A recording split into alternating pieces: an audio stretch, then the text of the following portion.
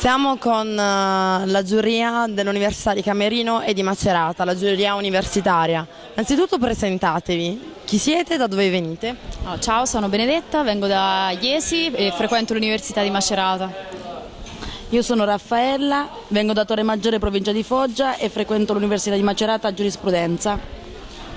Ciao, io sono Claudia Trecciola, vengo da Pioraco e frequento la facoltà di legge dell'Università di Camerino. Ciao, io sono Simone, vengo da Praia a Mare in provincia di Cosenza e faccio giurisprudenza. Brevemente un'impressione su queste 12 giornate di audizioni Musicultura Live. Mi è piaciuto molto questa edizione, devo dire che il livello secondo me è cresciuto molto, non è stato facile scegliere chi fra i 60 partecipanti potesse raggiungere i 16 finalisti della radio. Anno dopo anno secondo me migliora.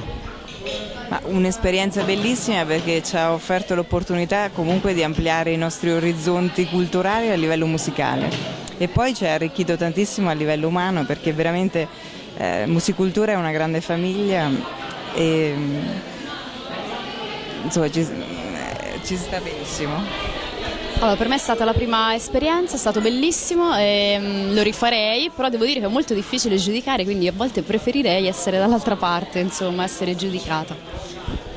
Allora, diciamo che per me è stata anche una bella esperienza, però i primi giorni sono andati meglio degli ultimi giorni, c'è stata più qualità, gli ultimi giorni meno qualità, però con l'ultima giornata abbiamo risollevato un po' le sorti di questo Musicultura che nei primi giorni diciamo rispecchiava un po' più qualità, negli ultimi giorni veramente non mi è piaciuto tanto.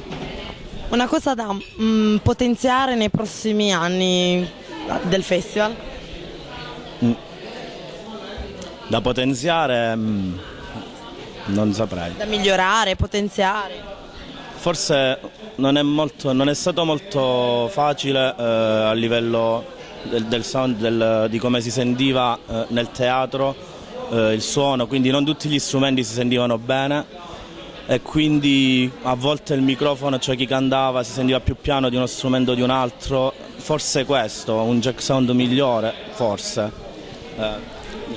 Condivido con il mio collega perché sinceramente l'acustica del teatro credo non sia stato predisposto per questo tipo di manifestazioni, più che altro credo spettacoli teatrali, probabilmente influisce non sempre in maniera negativa sulle esibizioni degli artisti, quindi magari è da considerare che non è proprio ottimale, altrimenti Musicultura si arricchisce da sé ogni anno.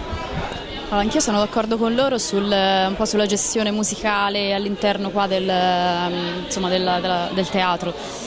Forse c'è stata un po' di carenza a livello di suoni, quindi di acustica, quindi forse qualche performance è stata ne è un po' reso meno rispetto ad altre.